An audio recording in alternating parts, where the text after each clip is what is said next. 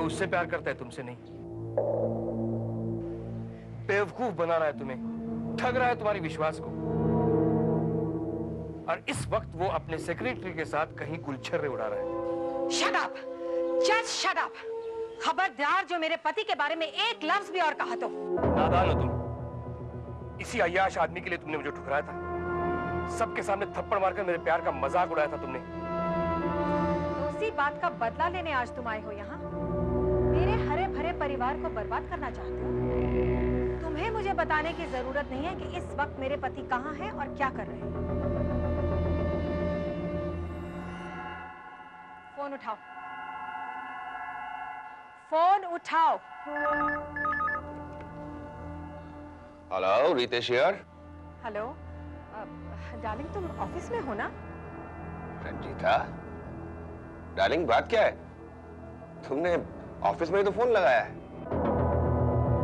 वो हाँ, एक्चुअली तुम्हें याद है ना कि कल मैं मुंबई जा रही हूँ? ऑफ कोर्स याद है।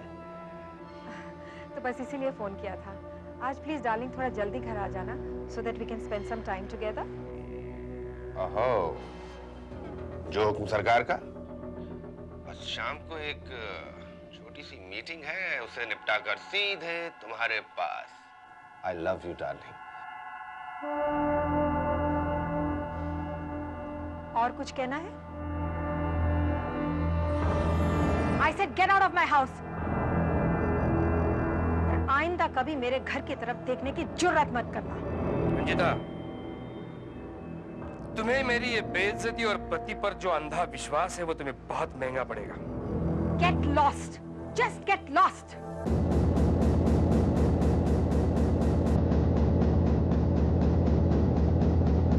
रितेश, तुम्हारी बीवी को कभी तुम पर शक हो गया?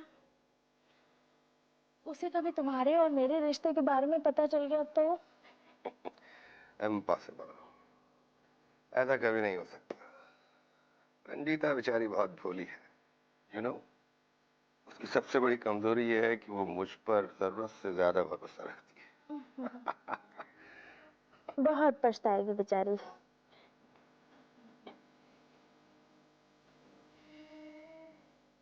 रितेश, एक बात बताओ, जिस तरह आज तुम मेरे लिए रंजिता को धोखा दे रहे हो, कल ऐसा ना हो किसी और लड़की के लिए?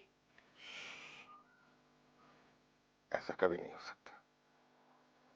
वो रंजीता पत्थर की बेजान मूर्ति की तरह, साइकिक पागल।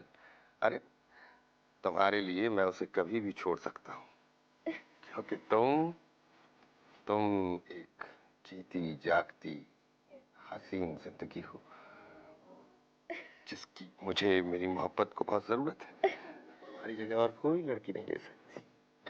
I love you, Ritesh. I love you too.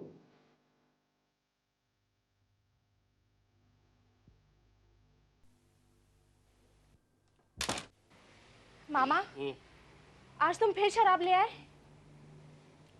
क्या करूं बेटी, मजबूरी है। मगर शराब पिए तेरी चिंता में नींद ही नहीं आती है। चिंता? मेरी किस बात की चिंता है तुम्हें? तू अपनी जिंदगी उस शादीशुदा रितेश के चक्कर में बर्बाद कर रही हो। हाँ? नहीं मामा, रितेश जल्दी ही अपनी बीवी को छोड़कर मुझसे शादी करेगा। उसकी बीवी साइकिक है, वो उसके साथ जिंदगी नहीं बिता सकता। अगर उसने ऐसा नहीं किया तो मैंने तुम्हें किस लिए पाल के रखा है? तू फिक्र मत कर। अगर ऐसी नौबत आई तो तेरे लिए ये मामा कुछ भी कर सकता है, कुछ भी। ये मेरा वादा है। मामा, तुम अपना वादा भूलना मत।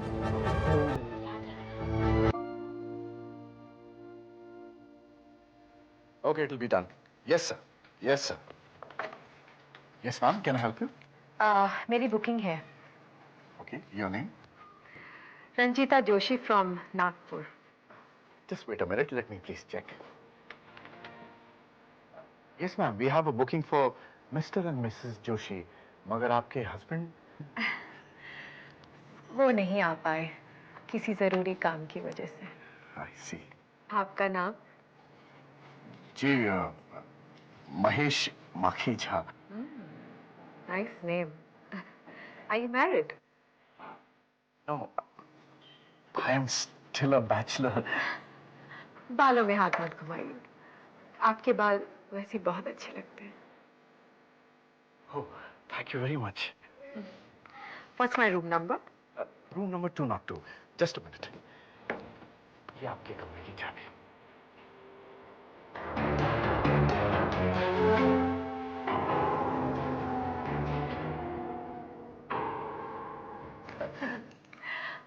मैडम के कमरे तक सामान पहुंचा दो।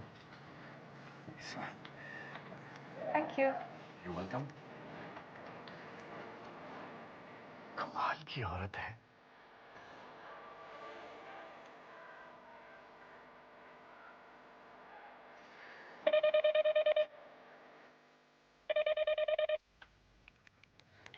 हेलो। Hello darling. हाँ, सफर कैसा रहा? बहुत अच्छा। कहाँ से बोल रहे हो? अब मैं इस वक्त ऑफिस के अलावा कहाँ से बोल सकता हूँ? अपने खाने पीने का ख्याल रखना। हाँ हाँ बिल्कुल, तुम भी अपना ख्याल रखना। अच्छा सुनो, तुम ठीक से पहुंच गई ना? हाँ, और होटल भी बहुत अच्छा है। Okay, take care and enjoy yourself. I love you. You too. Bye.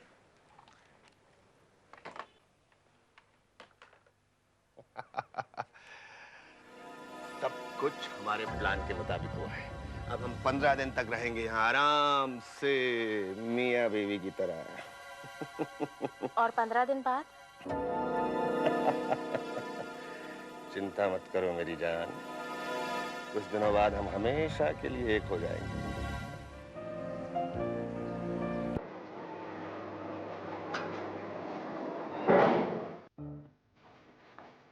Oh, wish you a very good holiday, man. बालों में हाथ नहीं, mister Makhija. I'm sorry. Bye. Bye-bye.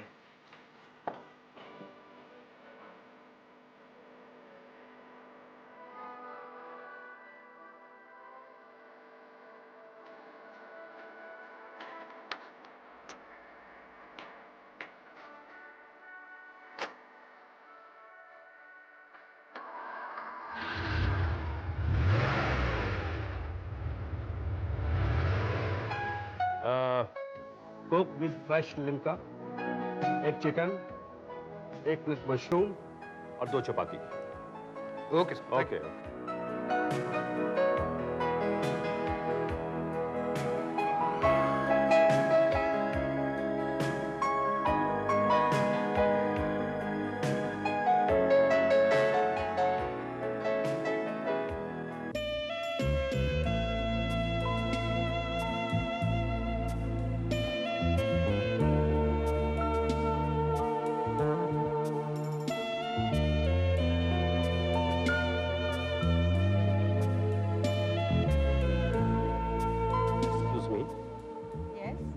मेरा नाम राजीव कुमार है। अगर आप बुरा ना माने तो मैं यहाँ बैठ सकता हूँ? प्लीज। थैंक्स। मुझे भी किसी की कंपनी की तलाश थी। आप इस क्लब की नई मेंबर लगती हैं। मेंबर हूँ तो नहीं, लेकिन अब आपको देख के लगता है कि मेंबर बनना पड़ेगा। I am Ranjita Joshi from Nagpur. Nice meeting you. आप क्या मुंबई अकेली आई हैं? जी हाँ, आज सुबह ही आई हूँ। घूमना चाहती हूँ लेकिन कोई साथ ही नहीं है। अगर आपको एतराज ना हो तो मैं आपको कंपनी दे सकता हूँ। Of course, why not? तो चलो कहीं ड्राइव पर चलते हैं। Sure. Let's go.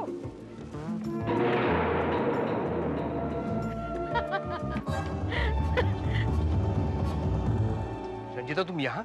तुम यहाँ क्या कर रहे हो?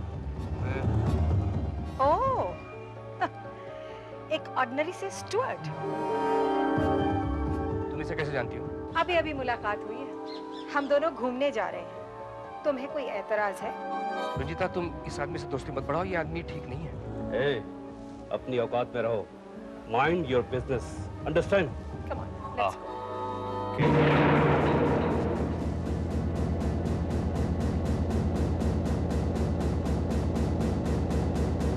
Give him 305. सर एक minute. Excuse me, sir. Could you please wait? Thank you very much. हाँ बोलो, क्या बात है? 2 दिन हो गए रूम नंबर 202 वाली मैडम का रूम साफ नहीं हुआ है और काफी देर से घंटी बजा रहा हूँ, वो कोई दरवाजा ही नहीं खोल रहा है। हाँ, दरवाजे के बाहर डू नॉट डिस्टर्ब का बोर्ड लगा रखा है. 2 दिन पहले वो गाड़ी लेकर गई, लौट कर नहीं आई और रिसेप्शन काउंटर पर अपने कमरे की चाबी भी नहीं जमा की. Excuse me. Hello sir, can I help you? जरा बताएंगे रंजीता जोशी किस रूम में है प्लीज? क्या कहा आपने? जी मैंने कहा मुझे रंजीता जोशी का रूम नंबर मालूम करना है. If I can ask you कि आप उनका रूम नंबर क्यों फाइंड आउट करना चाहते हैं? क्योंकि मैं उनका हस्बैंड हूँ, वो मेरी बीवी है और एक हस्बैंड अपनी बीवी का रूम नंबर मालूम कर सकता है. Please sir, if you don't mind, आपके पास क्या सबूत है कि आप उनके पति हैं? What do you mean? कैसी बातें कर रहे हैं आप? हैं? सर, मेरे कहने का मतलब है सर कि हमारे होटल के रूल्स एंड रेगुलेशन के मुताबिक जब तक हमें ये ठोस इंफॉर्मेशन नहीं मिल जाए कि कौन Well, with your rules and regulations. अच्छा, आप उन्हें नीचे तो बुला सकते हैं. आप उन्हें नीचे बुलाइए. Caller please. Sir, if you don't mind, जरा एक सेकंड यहाँ पर आइए. एक मिनट सर. सर, आपको पता होगा कि रंजीता जी ने 2 दिन पहले ही हमारे होटल में चेक इन किया है. हाँ हाँ मुझे पता है.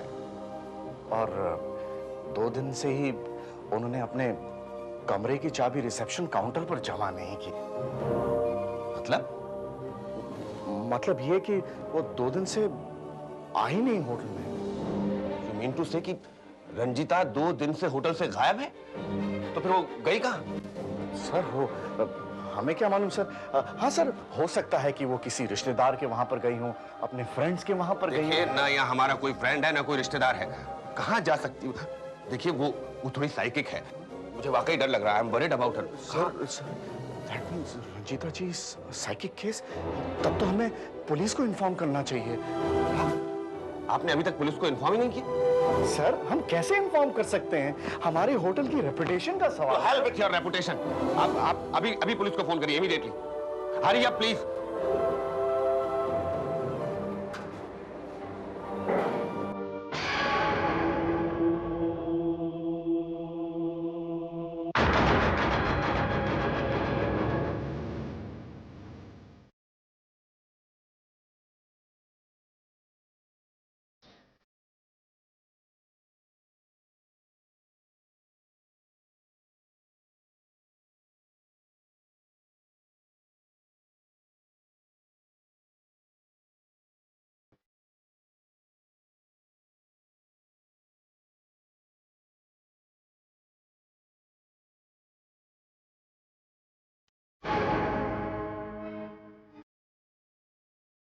दो दिन पहले जब मिसेस जोशी यहाँ से गई थी तो वो उसके बाद वापस नहीं आई. आपको पूरा यकीन है कि वापस नहीं आई? You sure about it? Yes sir, I am 100% sure sir. 100% sure sir. आपके होटल से यूं इस तरह किसी का गायब हो जाना it's a very serious matter. Inspector please आप कुछ करिए. किसी भी तरह से मेरी वाइफ को ढूंढिए please. If you don't mind, अगर हम ये खबर टेलीविजन और न्यूज़पेपर में देते हैं तो आपको कोई एतराज तो नहीं होगा? जी नहीं, कोई नहीं. आप कुछ भी करिए. मैं अपनी वाइफ को ढूंढने में आपकी हर तरह से मदद करने को तैयार हूं.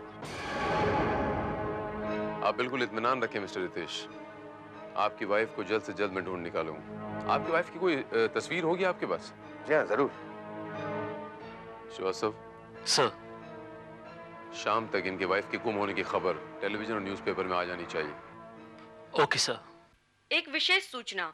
ये तस्वीर मिसेस रंजीता जोशी की है जो 19 सितंबर से सफेद रंग की एम्बेसडर कार के साथ, जिसका नंबर MH021818 है, जो वो मुंबई से लापता ये गाड़ी है. तो मैंने कहीं अगर देखी है. आपको इनके संबंध में कोई भी जानकारी हो तो कृपया नजदीकी पुलिस स्टेशन से संपर्क करें. ये इंस्पेक्टर भारत.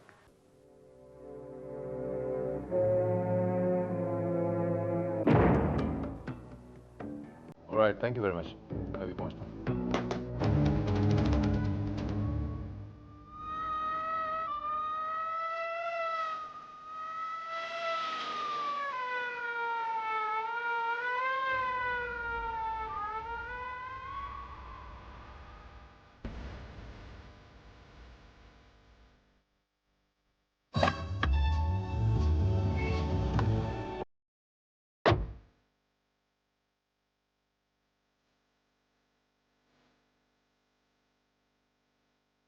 MHO21818। सर उस आदमी की खबर तो बिल्कुल सही थी, बिल्कुल सही गाड़ी पहचानी उसने। यही वो गाड़ी है जिसमें से रंजीता जोशी होटल से बाहर गई थी।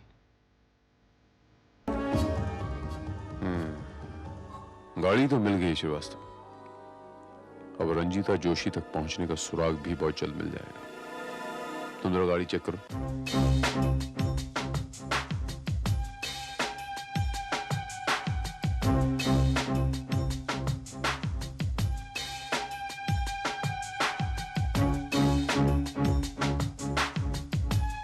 सर गाड़ी में तो कुछ भी नहीं है।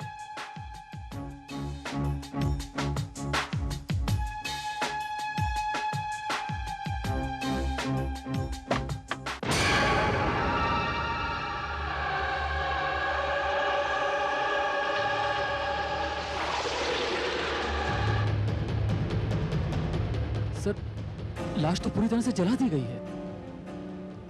Oh my God, very badly burned.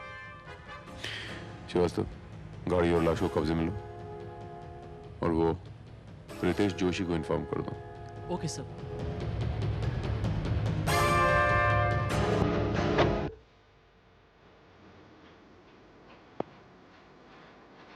Yes inspector.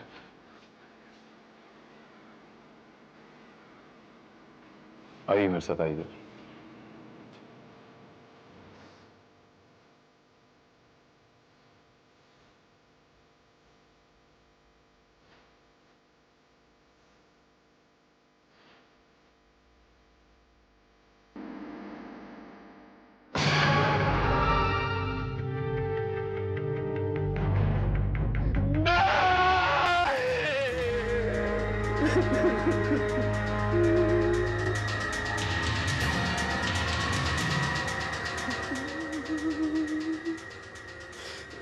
भगवान ये क्या हो गया?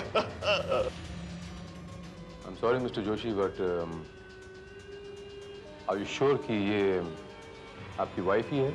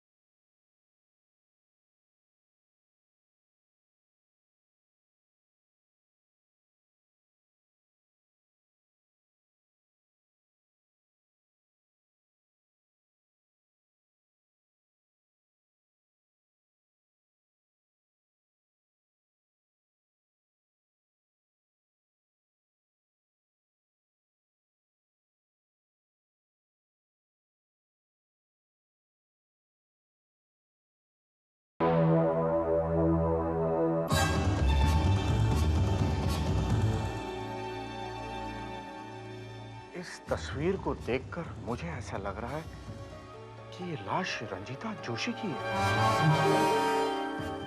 मेरा मतलब ये है कि उस दिन यही ड्रेस पहनकर वो होटल से बाहर गई थी sir. Are you sure? 100% sure sir. बड़े ताज्जुब की बात है कि आपके होटल से एक लड़की गायब है 2 दिन से और आपके रूम की चाबी लेके गई है और आपने उसके बारे में पता लगाने की कोशिश नहीं की जब तक कि उसके हस्बैंड आके नहीं पूछा? Very strange. सर, सच पूछो तो अगर उनके बदले कोई और शरीफ इज्जतदार लड़की होती तो मैं जानकारी लेने की कोशिश करता, परेशान होता, लेकिन क्या कहना चाहते हैं आप? अब सर, मरे हुए आदमी के बारे में क्या बुरा बोलना। बोलिए, यहाँ किसी से घबराने की जरूरत नहीं है। कौन स्पीकर? मुझे तो ऐसा लगता है कि रंजीता जोशी जी का कैरेक्टर कुछ ठीक नहीं था, इसलिए मैंने परवाह नहीं की, चली गई होंगी किसी के साथ। ऐसा आपको क्यों लगा? वो इसलिए सर कि पहले दिन से उनका बिहेवियर कुछ ठीक नहीं था, बल्कि उन्होंने मेरे साथ भी कुछ, लेकिन मैंने कुछ नहीं होने दिया सर।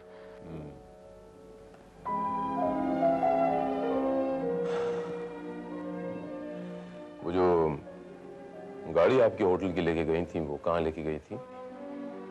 सर, मुझे क्या पता कि वो कहाँ गई थी। ड्राइवर को बुलाइए, पूछ लेते हैं। सर, वो अपने साथ ड्राइवर को नहीं लेकर गई थी, बल्कि वो खुद ड्राइव करके गई थी sir. Okay okay, thank you very much.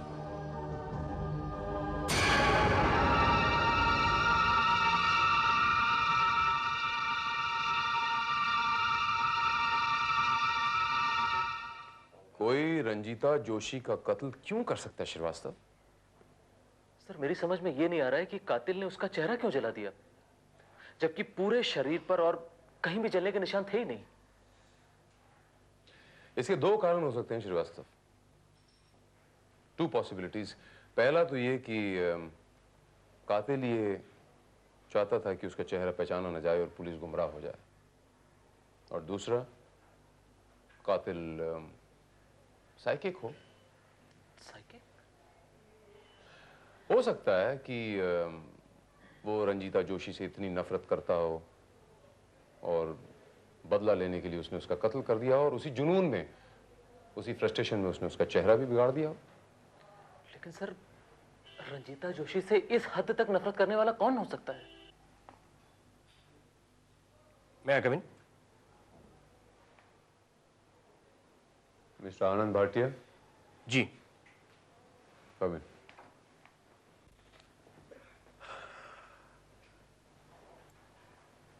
Phone आपने किया था? जी हाँ। बताइए मिस्टर भाटिया कि आप रंजीता जोशी मर्डर केस के बारे में क्या जानते हैं?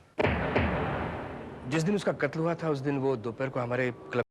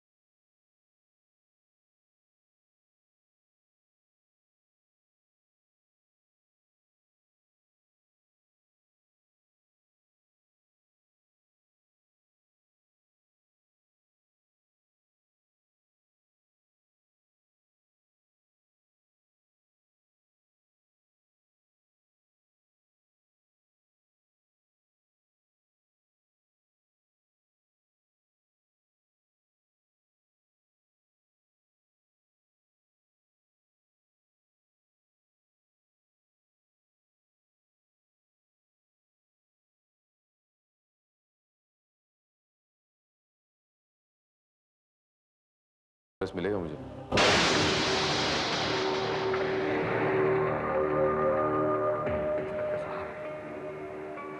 मैं इस औरत को नहीं जानता। और से देखिए राजीव बाबू। पक्का? मिस्टर आनंद?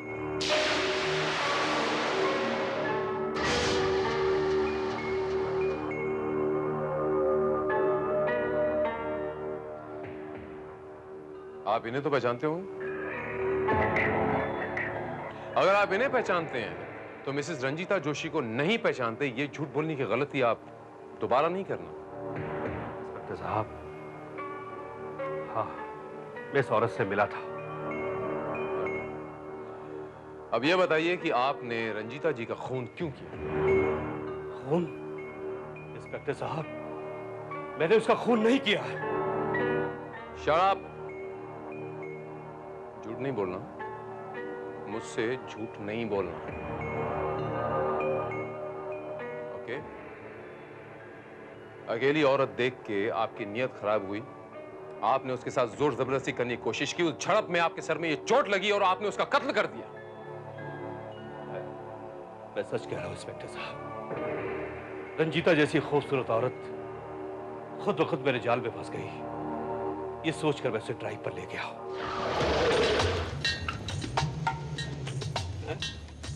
आपने गाड़ी क्यों रोकी? इसलिए क्योंकि इंसान को पता होना चाहिए उसे कहाँ रुकना है, और अब रुकने का वक्त आ गया है। उतरो गाड़ी से नीचे।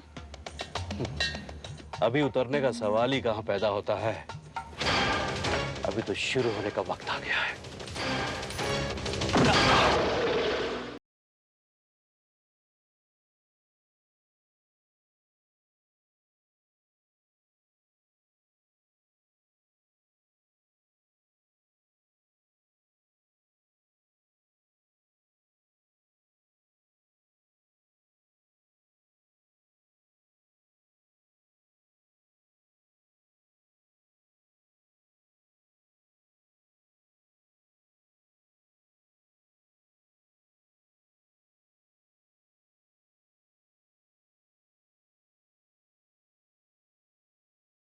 रंजीता जोशी की थी।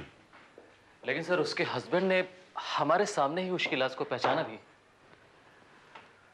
You're right, श्रीवास्तव, उसके हस्बैंड ने पहचाना, लेकिन चेहरा नहीं पहचाना जा रहा था श्रीवास्तव। See the face, उसका चेहरा नहीं पहचाना जा रहा था श्रीवास्तव, इसलिए मैंने फॉरेंसिक एक्सपर्ट्स की एक टीम नागपुर भेजी है रंजीता जोशी और लाश के फिंगरप्रिंट्स मैच करवाने के लिए।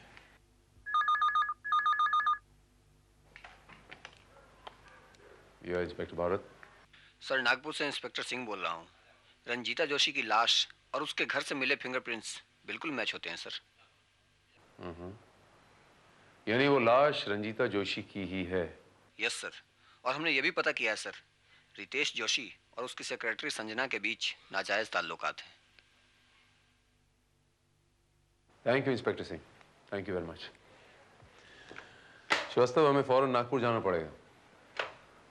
मिस्टर रितेश जोशी और उनकी सेक्रेटरी संजना के बीच में कैसे ताल्लुकात हैं, इसके बारे में और ज्यादा जानकारी हासिल करने के लिए।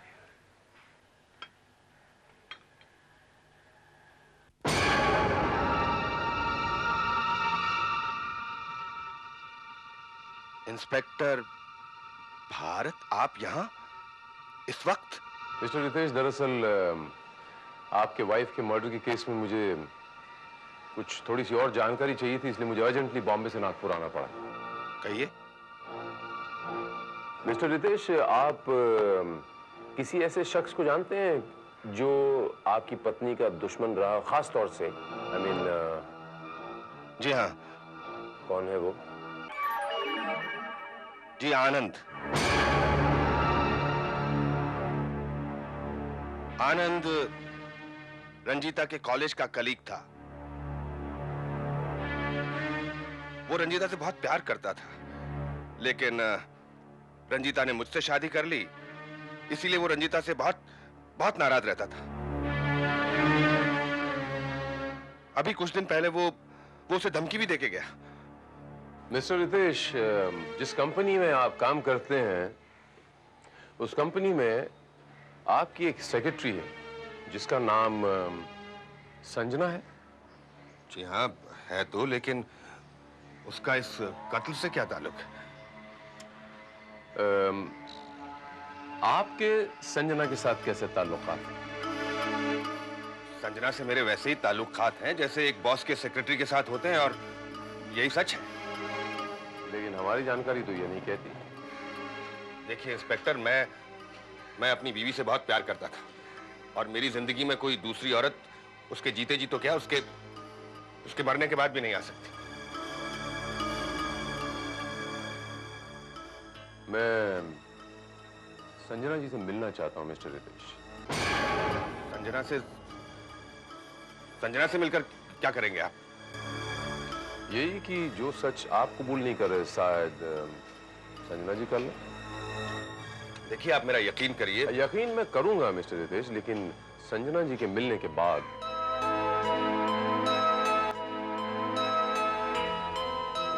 मैं संजना का मामा हूँ। बताओ क्या काम है? संजना कहाँ है? पता नहीं, आज सुबह हम दोनों का झगड़ा हो गया और वो घर छोड़कर चली गई। किस बात पर झगड़ा हुआ आप लोगों का?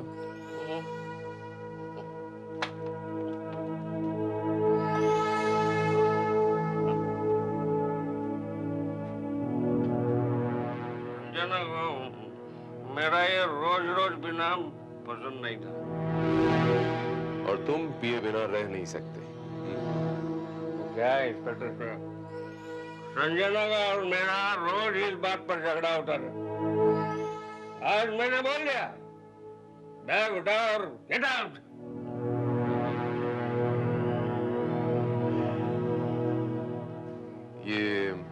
ये कमरा संजना का है?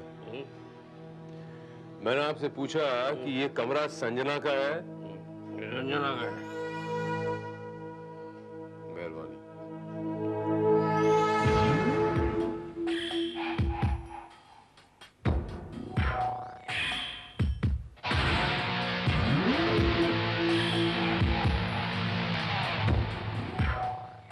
तब तो ये वैनिटी केस भी संजना जी का ही होगा।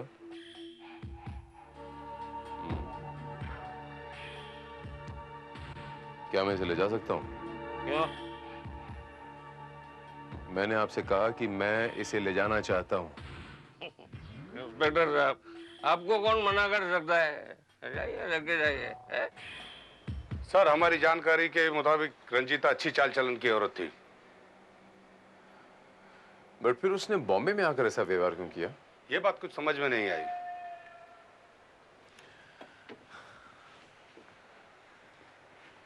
शिंदे, या तो हमें खबर गलत मिली है या तो फिर इस लड़की ने जानबूझ के ऐसा किया।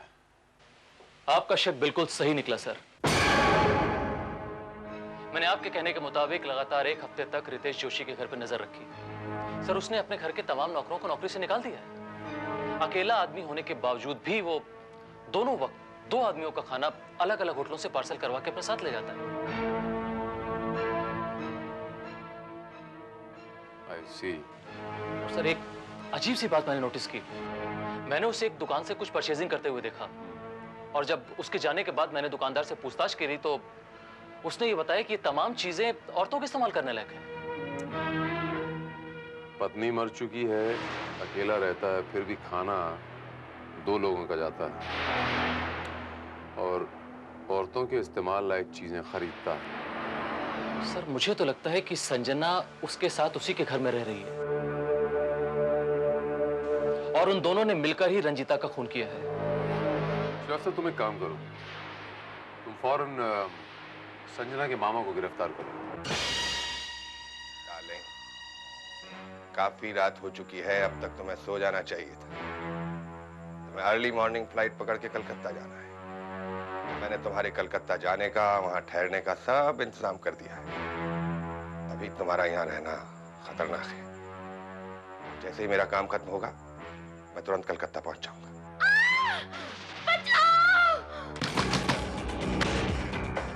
कौन है? कौन है? कौन है? कौन है वहाँ?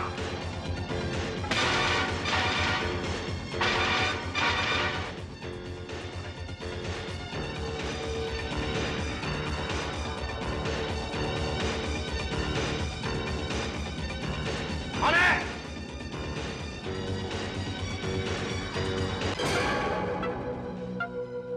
अरे, मामा जी आप? हाँ, मैं संजना से मिलने आया हूँ। संजना नहीं है यहाँ। क्यों झूठ बोल रहे हैं? संजना यही है। अरे मैं क्यों झूठ बोलने लगा? मैंने बोला ना संजना नहीं है यहाँ। तो फिर ये कौन है?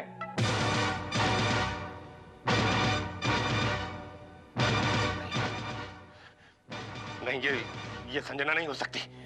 क्यों नहीं हो सकती? वो संजना नहीं हो सकती। नहीं हो सकती मामा जी। संजना मर चुकी है, संजना मर चुकी है। मैंने खुद अपने हाथों से उसे गोली मारी है। ये संजना कैसे हो सकती है? कौन हो तुम? You are right, Mr. Ritesh Joshi. You are absolutely right. ये संजना कैसे हो सकती है? संजना को तो आपने मारा है ना, अभी अभी आपने कबूल किया है। ये हमारे डिपार्टमेंट की सब इंस्पेक्टर हैं, शिवानी। आप दरबार आइए।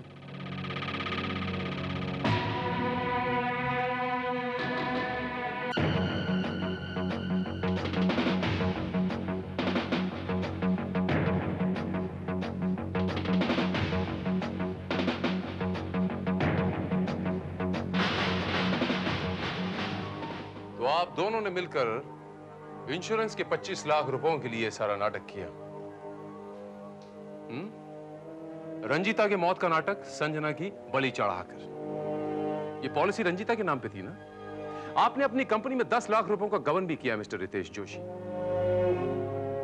आपकी कंपनी ने आपको नोटिस दिया था कि अगर ये पैसे आपने 2 महीने में नहीं लौटाए तो वो आप पे पुलिस केस कर देंगे, आपको जेल भी हो सकती है। आप बौखला गए, ये पैसे कहां से दूं? इसलिए आपके अंदर का जानवर जागा, आपने सारा प्लान बना दिया।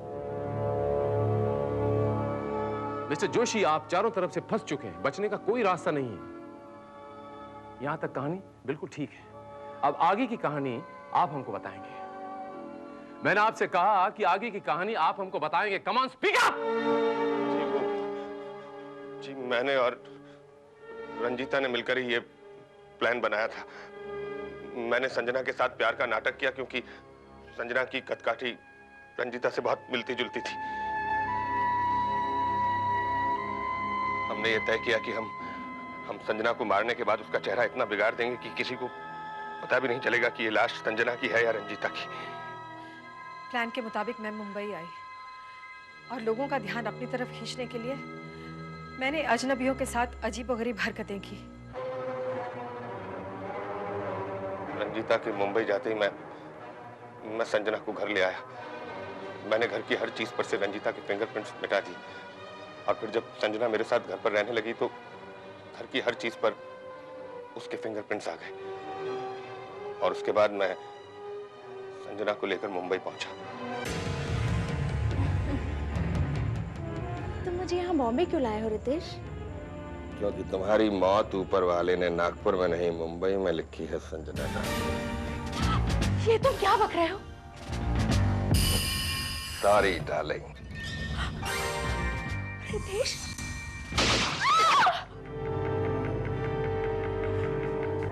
Well done darling. सब कुछ हमारे प्लान के मुताबिक हुआ है रंजीता। अब तुम जल्दी से इसे अपने ये कपड़े पहना दो और मैं इसके चेहरे पर तेजाब डालकर इसकी शक्ल बिगाड़ देता। और फिर आपने संजना की लाश को रंजीता के कपड़े पहनाए, उस लाश को कार की डिक्की में डाल दिया।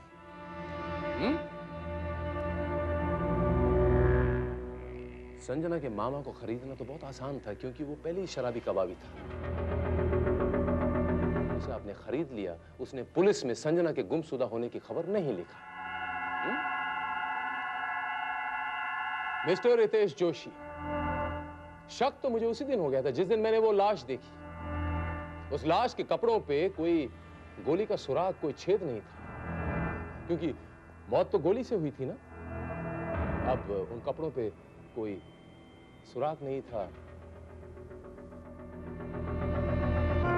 इसीलिए मैं लगातार ये कंफर्म करने में लगा रहा कि ये लाश वाकई रंजीता की है या नहीं, आपकी पत्नी की है या नहीं।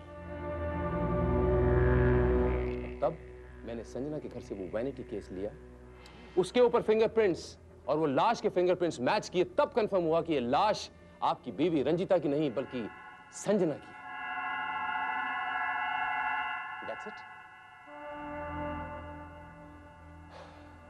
रितेश बाबू, मुजरिम अपना दिमाग जुर्म करने में लगाता है और मैं अपने दिमाग का इस्तेमाल जुर्म की जड़ें काटने में करता हूं। You both are under arrest. निशान, डैड, निशान। लगता है मेरा आखिरी वक्त आ गया है बेटा। Don't say that, Dad. Dad, don't say that, please.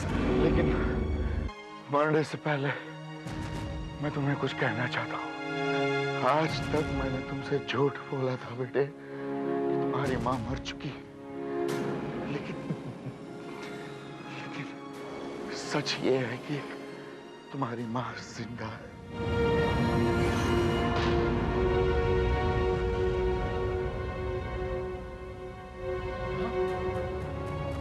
कहाँ है वो? कौन है? कौशल्या, कौशल्या नाम है उसका। इंडिया में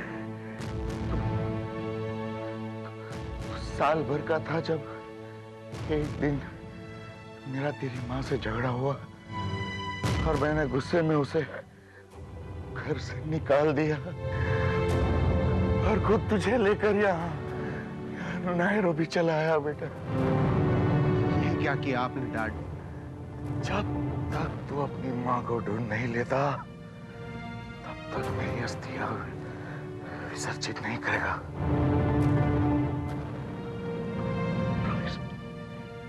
प्रॉमिस मी, वचन।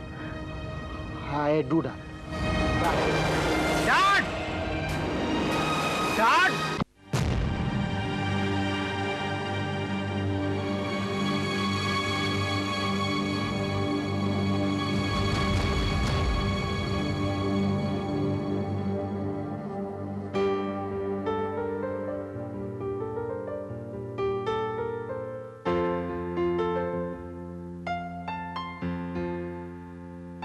विशाल, अंकल, पता चला कुछ? नहीं बेटा, पुलिस हो या प्राइवेट डिटेक्टिव, सभी सबसे पहले तस्वीर मांगते हैं। और तुम्हारे पास तो तुम्हारे माँ की कोई तस्वीर नहीं है। क्या बिना तस्वीर के पता नहीं लगाया जा सकता किसी तरह? हाँ बेटा, लेकिन वक्त तो लगेगा ही। वैसे इस अखबार में मैंने इश्तिहार दे दिया है।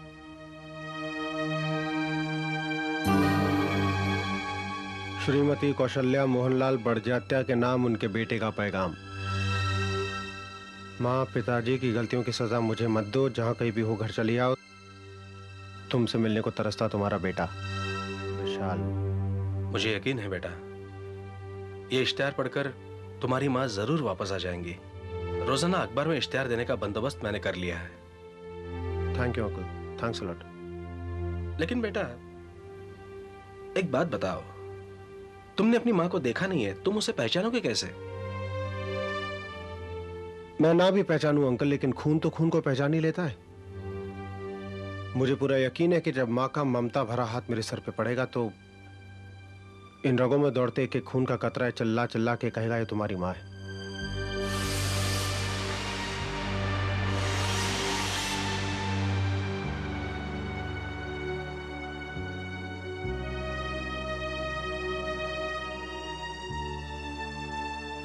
माई, क्या चाहिए? विशाल यहाँ रहता है? हाँ, यहीं रहते हैं। मैं उसे एक बार देखना चाहती हूँ, दूर से देखूंगी, सिर्फ एक बार। लेकिन आप हैं कौन? कहीं आप? मैं? नहीं नहीं, मैं उसकी कोई नहीं हूँ। मैं उसकी कुछ भी नहीं लगती। अरे माँ जी, आप कहाँ जा रहे हैं? और हम आपको जाने भी नहीं देंगे। हाँ, लेकिन अरे आप हमारे साथ अंदर तो चलिए। हाँ? हाँ, चलिए चलिए चलिए।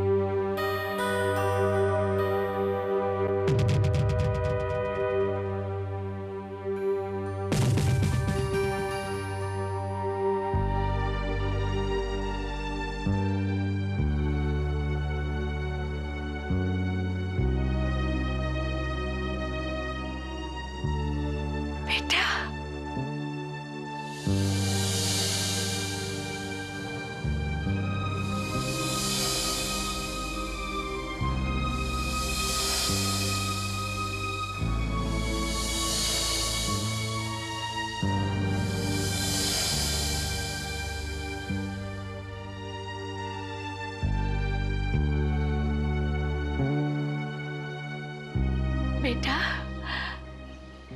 तो कितना बड़ा हो गया रे। तुम कहाँ चली गई थी माँ? हाँ, क्यों चली गई थी तुम मुझे छोड़ के? याद नहीं आया अपने बेटी की तुम्हें? मैं तुझे भूली कब थी बेटा, जो तुझे याद करती।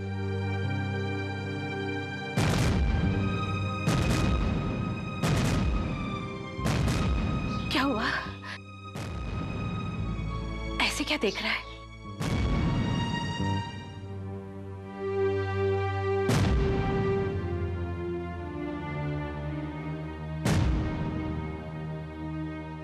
विश्वास नहीं हो रहा है कि तुम ही मेरी माँ हो या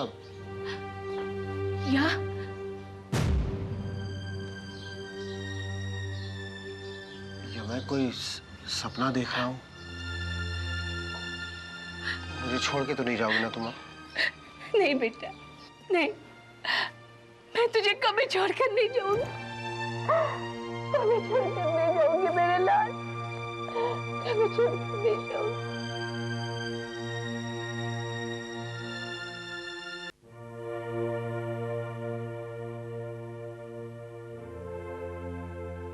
क्या बात है, खुशबू तो बहुत लाजवाब है। कुछ खास बनाया है आपने? हाँ, आज मैंने तेरे लिए मटर पनीर की सब्जी बनाई है।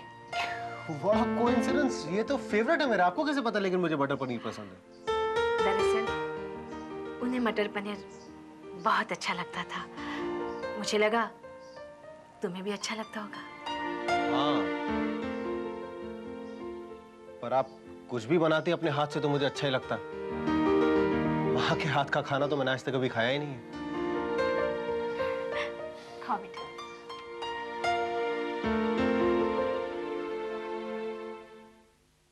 विशाल,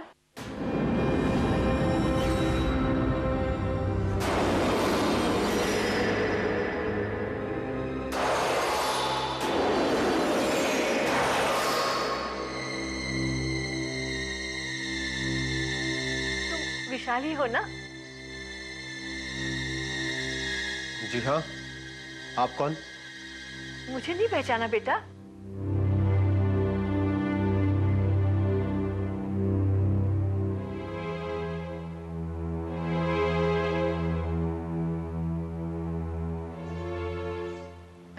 जी नहीं, आप कौन? तू मुझे पहचानेगा भी कैसे बेटा? 1 साल का था तब तुझे वो मुझसे छीन कर ले गए थे।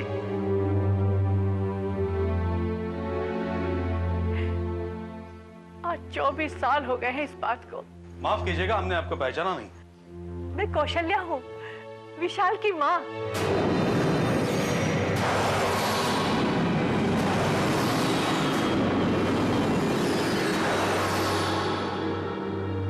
विशाल की माँ तो मैं हूँ।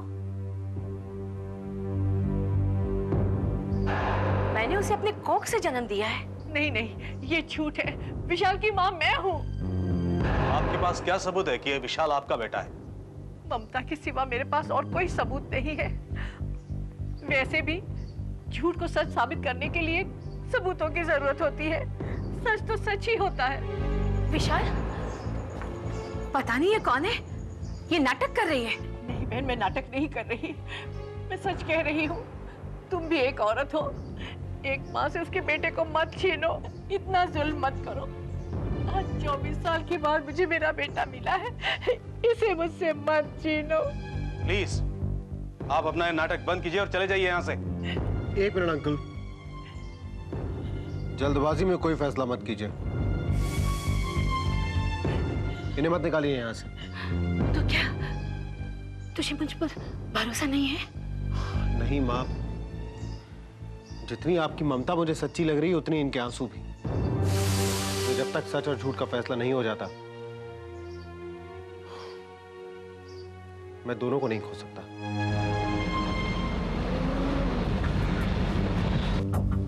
मामला बहुत उलझ गया है विशाल। पहली कौशल्या देवी का कहना सच निकला। महिला श्रम के रिकॉर्ड के अनुसार पिछले 10 सालों से वो वहां रह रही है और उस रिकॉर्ड में उनके नाम के आगे तुम्हारे पिता का नाम मौजूद है। और वो दूसरी कौशल्या देवी का कहना है कि उन्होंने अपनी सारी जिंदगी सन्यासियों के जत्थे के साथ अलग अलग धर्मस्थलों पर गुजारी है। लगता है अंकल सच का पता लगाने के लिए कोई और रास्ता ढूंढना पड़ेगा।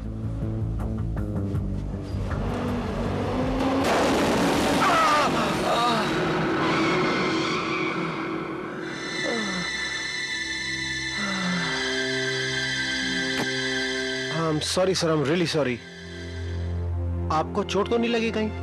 नहीं बेटे, ठीक है। चलो विशाल, ही इज ऑलराइट। एक मिनट बेटे, लगता है तुम्हारी शक्ल कुछ जानी पहचानी सी लगती है। लगता है इससे पहले भी मैंने तुम्हें कहीं देखा है। आई एम सॉरी, मैं तो इस शहर में क्या, इस देश में नया हूँ। नायरोबी में था, कुछ ही दिन पहले आया हूँ। क्या नायरोबी में? अरे वहां तो मेरा भी एक दोस्त रहता है, मोहनलाल। वहां का बहुत बड़ा इंडस्ट्रियलिस्ट है। मोहनलाल? कौन मोहनलाल? अरे मोहनलाल बजातिया। आप जानते हैं उनको? जरूर जानता हूं। अरे मेरे बचपन का दोस्त है वो तो। क्यों?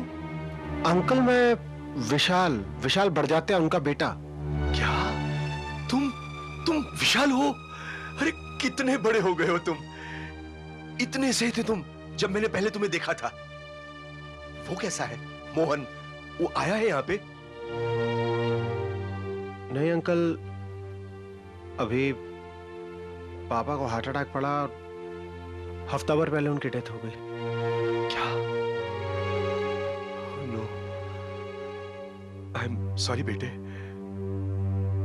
मैं तुम्हारा दुख समझ सकता हूं। It's alright. अच्छा अंकल एक मिनट। अगर आप पिताजी के बचपन के दोस्त हैं तो फिर आप माँ को भी जानते होंगे? हाँ, क्यों?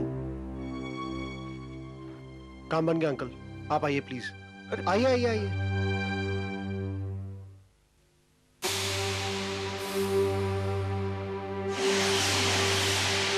वाह वाह, क्या है बेटा? पहचाना इनको?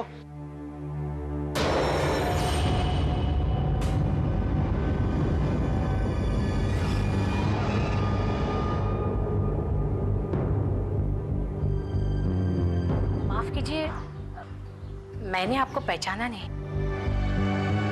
क्या बात कर रही हो माँ? पापा के बचपन के दोस्त हैं। वो आपने तो पहचाना होगा इनको।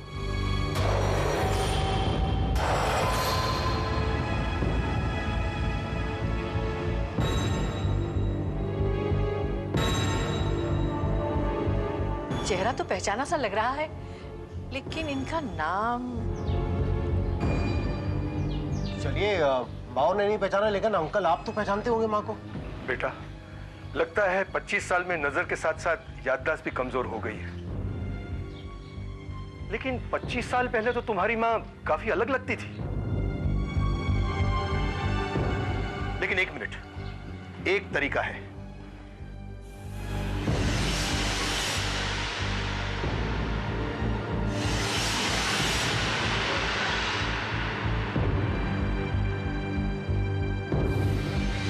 चलिए, माँ के आशीर्वाद से ये प्रॉब्लम भी सॉल्व हो जाएगा।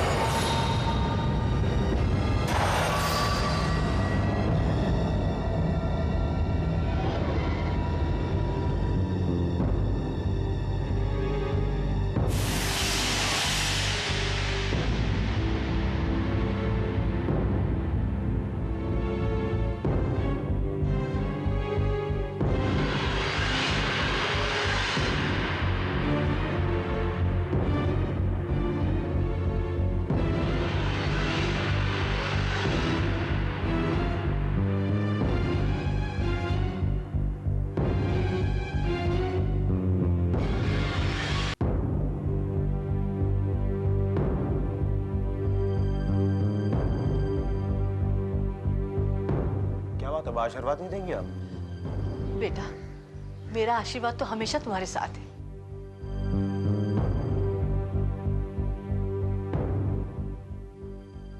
फिर भी मैं पांव छू के आपका आशीर्वाद लेना चाहता हूं।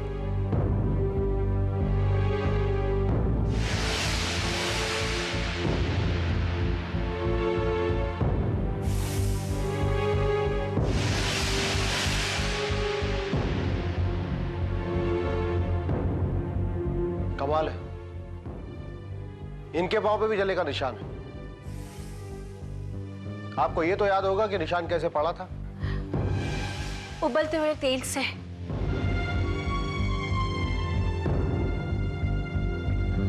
बेटा, तेरे जन्मदिन पर खौलते हुए तेल की कढ़ाई मेरे पैर पर उलट गई थी। हे भगवान, ये औरत तो मेरे बारे में सब कुछ जानती है।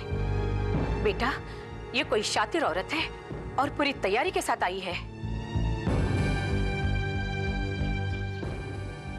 मुझे तो सचमुच ये कोई गहरा चक्कर लगता है। वैसे तुम्हारी माँ जितना खुद अपने बारे में जानती होगी, उतना ही तुम्हारे पिताजी के बारे में भी जानती होगी। उन्हें तो ये भी पता होगा कि छुट्टियों में तुम्हारे पिताजी कहाँ जाना पसंद करते थे और छुट्टियों में वो क्या क्या करते थे। बताइए। बेटा, तो पता होगा आपको? हाँ, मुझे पता है। वो हमेशा छुट्टियां बिताने बाहर जाते थे और हिल स्टेशन उन्हें बहुत पसंद थे। हाँ, और हिल स्टेशन पर जाते हुए मछलियों का डोर लेकर जाते थे। क्यों? मछली पकड़ने की डोर? बेटा, तुम तो जानते हो ना, तुम्हारे डैडी को मछलियां पकड़ने का कितना शौक था। हमेशा वो सवाना लेक पर जाते थे और वहां सिर्फ मछलियां पकड़ते थे और कुछ नहीं। ये शौक उन्हें पहले नहीं था, बाद में हुआ होगा। बहन जी, मोहन को ये शौक तो पहले से ही था। अगर आप उनकी पत्नी होती तो आपको ये पता होता।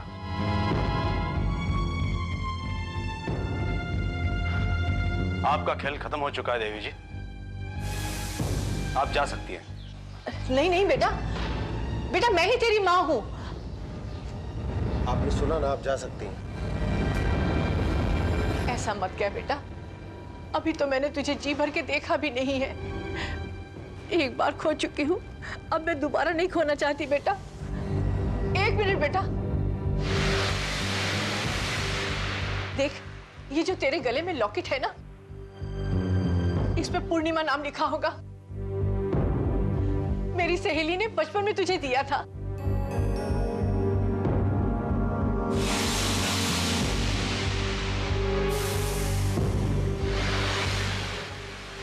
हाँ लिखा तो है, मगर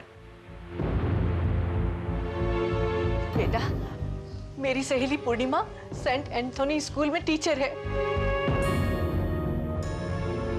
अगर तुझे मेरी बात का विश्वास नहीं होता ना, तो जाकर उससे पूछ ले, मैं तुझे पता देती हूँ।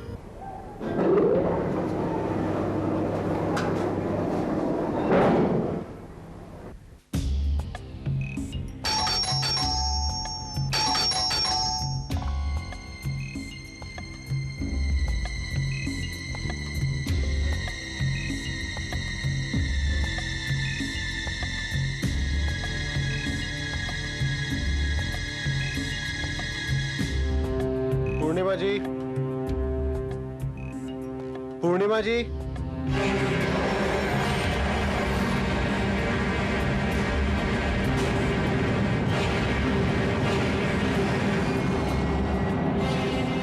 पूर्णिमा जी,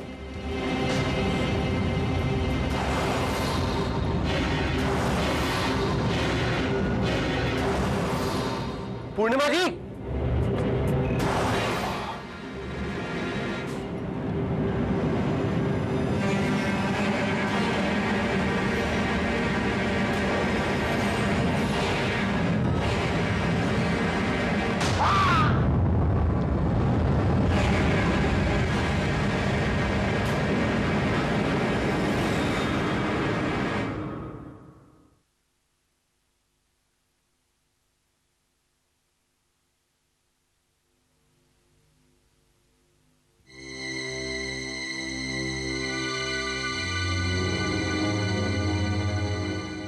मामला 200 करोड़ की प्रॉपर्टी का है। दोनों में से एक औरत झूठ बोल रही, झूठ पर पर्दा डालने के लिए पूर्णिमा कुमार का कत्ल कर दिया गया। एग्जैक्टली। इसका मतलब ये हुआ कि अगर ये पता लग जाए कि आपकी असली माँ कौन है तो साफ हो जाएगा कि इस सारी साजिश के पीछे किसका हाथ है। इस काम में मुझे आपके कोऑपरेशन की थोड़ी जरूरत पड़ेगी mister Vishal. Will you? Surely. पर इंस्पेक्टर, इनका जख्म काफी गहरा है।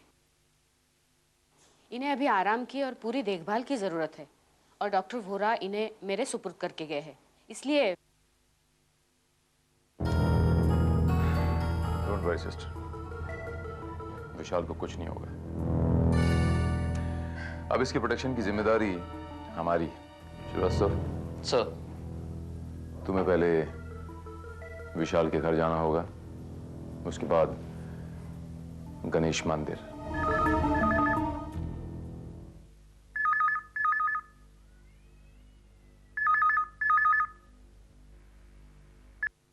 हेलो जी, ये विशाल बाबू का घर है क्या? तेरा कहाँ? क्या हुआ बाके? कौनू विशाल बाबू पे हमला कर दिए हैं। हमला? वो अस्पताल में है। हे भगवान, क्या हुआ मेरे लाल को? कौन से अस्पताल में? जीवन अस्पताल। हे भगवान।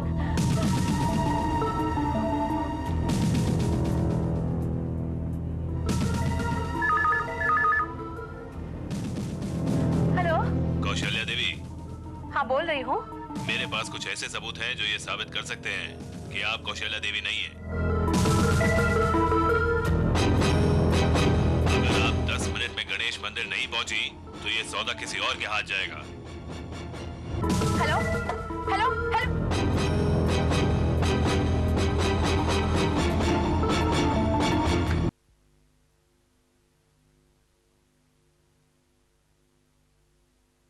माँ जी,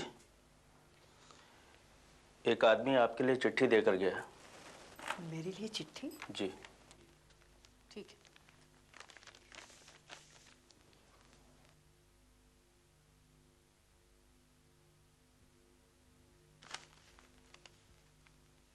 कौशल्या देवी, मेरे पास कुछ ऐसे सबूत हैं जो ये साबित कर सकते हैं कि तुम कौशल्या देवी नहीं। अगर उनका सौदा करना चाहती हो तो बिना एक पल भी देर किए गणेश मंदिर पहुंचो। अगर 10 मिनट में तुम वहां नहीं आई तो जानती हो ये सबूत कोई और भी खरीद सकता है।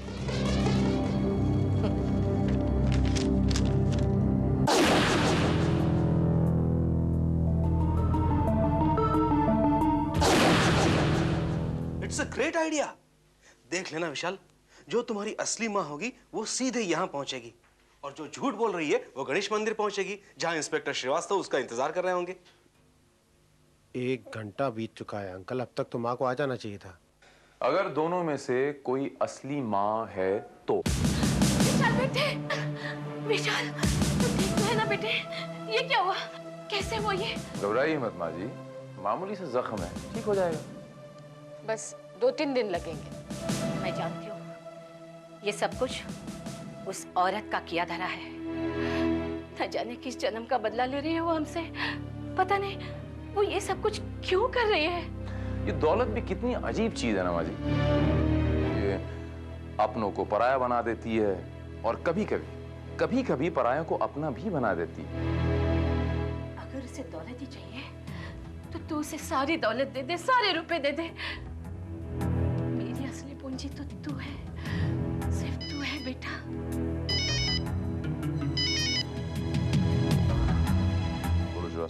सर, काफी देर हो गई, अब तक उन दोनों औरतों में से यहाँ कोई नहीं पहुंची।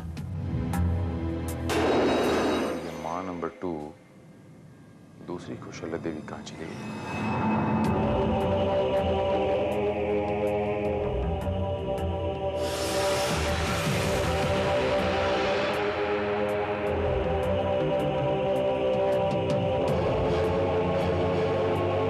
जब से आप पर हमले की खबर सुनी है तब उनसे मंदिर में बैठे रो रही हैं। एक पल के लिए भी यहाँ से ना ही लिए साहब। खाना तो छोड़िए, पानी भी ना ही पिए हैं। बस यही बार बार कह रही हैं, हमारे विशाल को बचा लो भगवान, हमारे विशाल को बचा लो, उसके बदले चाहे हमारी जान ले लो। 1 मिनट विशाल।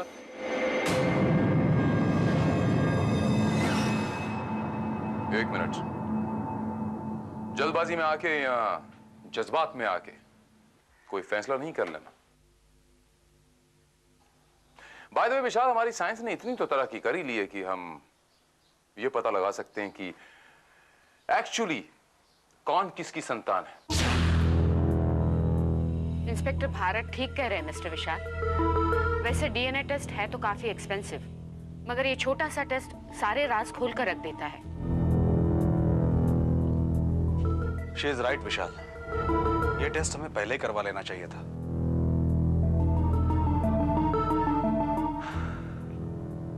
ये आपने बिल्कुल बजा फरमाया वकील साहब। चलिए, पहले ना सही अब सही। मुझे इस काम के लिए 3 लोगों के ब्लड सैंपल्स की जरूरत पड़ेगी। आई मीन आपकी और विशाल आपकी, और वो देवी जी जो कल रात से यहां बेहोश पड़ी हैं उनकी भी।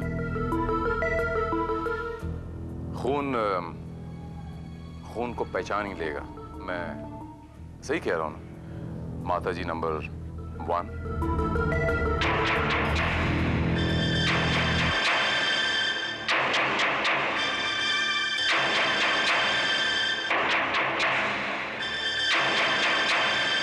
सिस्टर, डीएनए टेस्ट के लिए भेजा है। ओके। हेलो सिस्टर, आपका फोन है। किसका फोन है? डॉक्टर वोरा है लाइन पर, बहुत अर्जेंट बात करनी है उनको। Okay.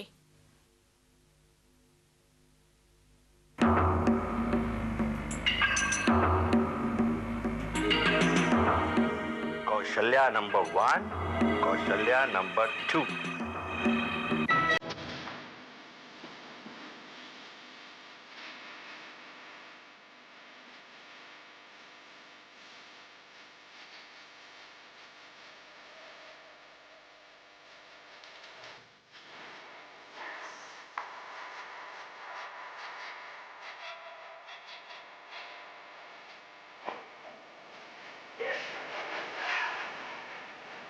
DNA test, my foot.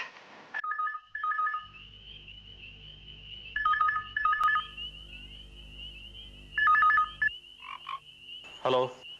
Hello, हाँ जी, मैं डॉक्टर अग्निहोत्री बोल रहा हूँ नेशनल रिसर्च सेंटर से।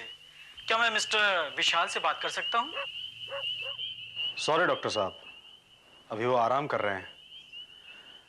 वैसे क्या कहती है आपकी रिपोर्ट? रिपोर्ट? भाई रिपोर्ट तो काफी इंटरेस्टिंग है मिस्टर नंदा, मगर इस रिपोर्ट को मैं चाहूंगा कि खुद ही अपने हाथों से ला कर दूं। ठीक है, जैसे आपकी मर्जी। आप घंटे भर में आ जाइए, 1 घंटे के बाद वो आपको फ्रेश मिलेंगे। Okay, see you there. Okay.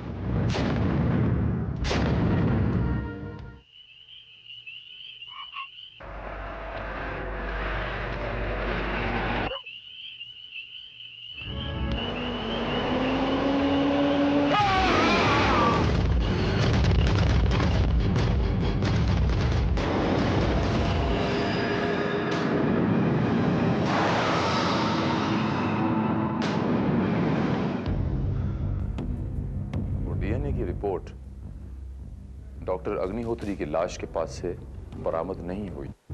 No sir, और इसका मतलब साफ है कि डॉक्टर अग्निहोत्री का एक्सीडेंट एक सोची समझी प्लानिंग के तहत किया गया। I think it's a murder. लेकिन किसी को क्या फायदा हो सकता है श्रीवास्तव? वो डीएनए रिपोर्ट गायब करके किसी को क्या फायदा हो सकता है? मैं समझ सकता हूँ डॉक्टर अग्निहोत्री का मर्डर किया, ओके, लेकिन डीएनए रिपोर्ट तो दूसरी भी बनाई जा सकती। टेस्ट दोबारा हो सकता है सर, लेकिन इस दरमियान उन्हें समय मिल जाएगा और इस समय का फायदा उठाकर वो कुछ भी कर सकते हैं। Maybe you are right. और इतने वक्फे में विशाल को कुछ भी हो सकता है। इसका मतलब ये हुआ कि विशाल की जान खतरे में है। कितना खुश नसीब होगा एक मां ढूंढने के लिए आया था, दो माएं मिल गई। और मां की ममता के आगे दौलत की कोई हैसियत नहीं है। इसलिए मैंने तय किया है कि मैं अपनी सारी प्रॉपर्टी और अपनी सारी दौलत चैरिटेबल ट्रस्ट के नाम कर देना चाहता हूं।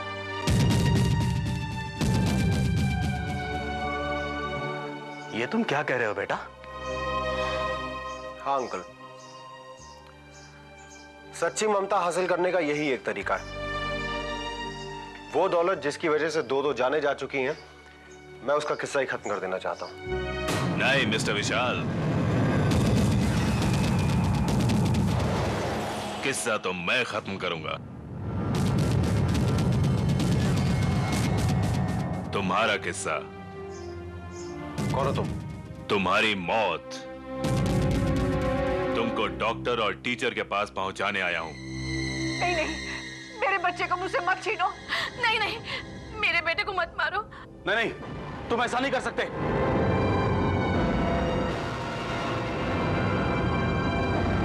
कौन रोकेगा मुझे? तुम या इसका ये दो माँ लोग?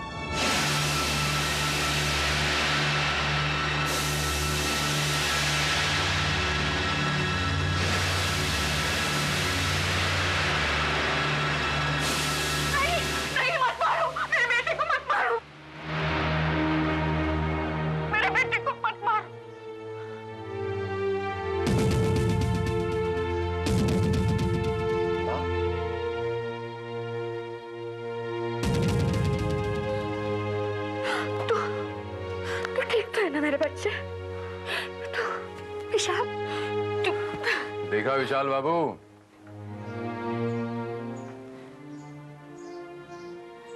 इसे कहते हैं मां।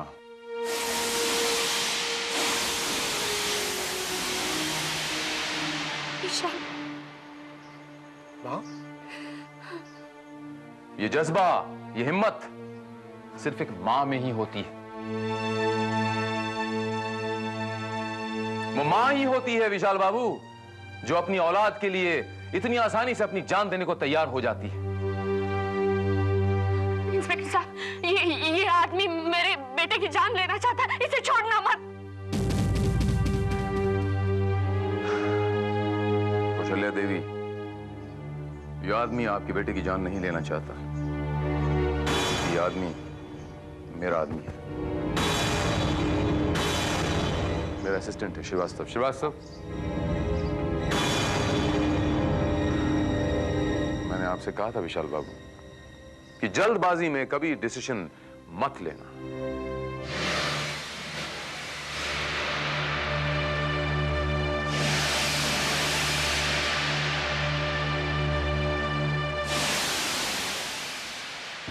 और आप मां नंबर 1 और मां नंबर 2, मैं सिर्फ ये देखना चाहता था कि आप दोनों में से असली कौन है, लेकिन अफसोस दोनों की दोनों नकली निकली।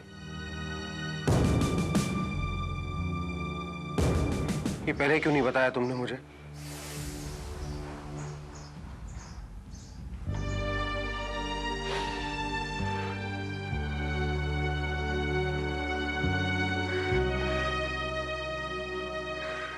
तेरे पिता ने मुझे कसम दी थी बेटा कि मैं तुझे ये कभी नहीं बताऊंगी मैं तेरी मां हूं।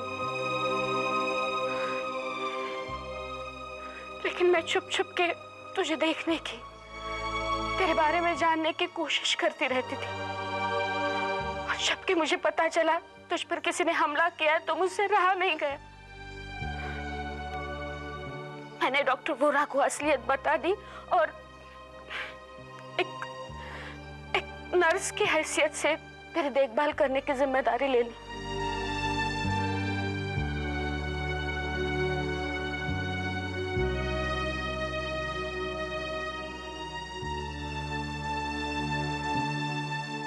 इसका मतलब कि ये दोनों झूठ बोल रही हैं। लेकिन आप ये सच बोलेंगे कि पूर्णिमा कुमारन और डॉक्टर अग्निहोत्री का कत्ल किसने करवाया था? मैं पूर्णिमा का कत्ल क्यों करवाने लगी? वो तो मेरी सहेली थी। ये तो प्लान उसी का था। उसी ने मुझे यहाँ कौशल्या बनाकर भेजा था। मैं उसे क्यों मारने लगी? इसके मायने ये हुए कि पूर्णिमा कुमारन का कत्ल आपने करवाया। ये झूठ है। मुझे ये नाटक करने के लिए पैसे दिए गए थे। और किसने दिया आपको पैसे? एडवोकेट नंदा ने। ये झूठ है। ये औरत मुझे फंसाना चाहती है।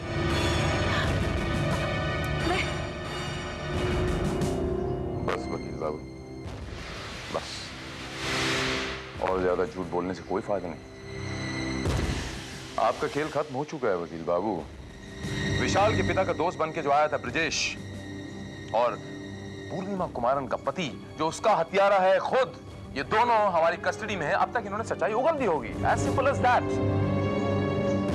Oh no.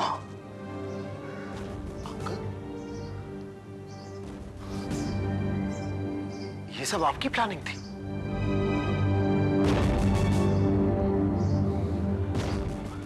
इतना बड़ा धोखा दिया आपने मुझको? Come on, speak up. I said speak up!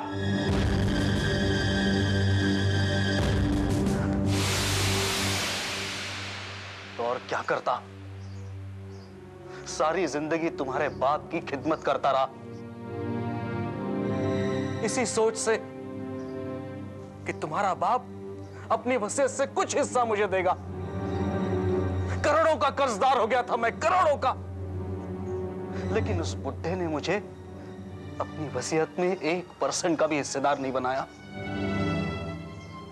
सारे प्रॉपर्टी की हिस्सेदार थी तुम्हारी मां,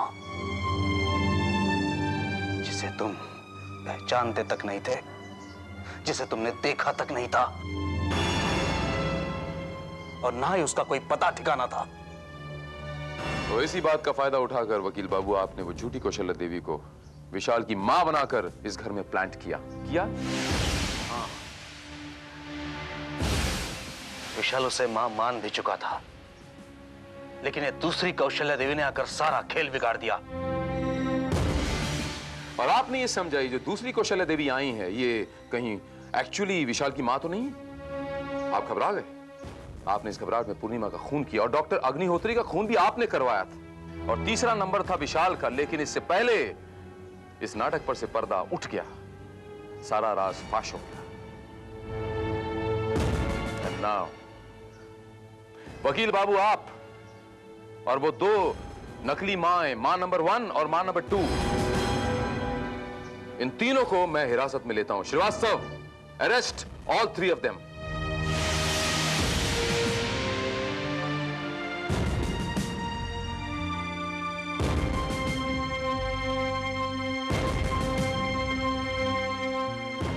मैंने कहा था ना विशाल बाबू, ये कमबख्त दौलत अपनों को पराया कर देती है, लेकिन ये दौलत जिसे मां की ममता कहते हैं, पराया को भी अपना कर देती है। बड़े मुकद्दर से मिलती है विशाल बाबू, तुम्हें किस्मत से मिली है, इसे संभाल के रखना।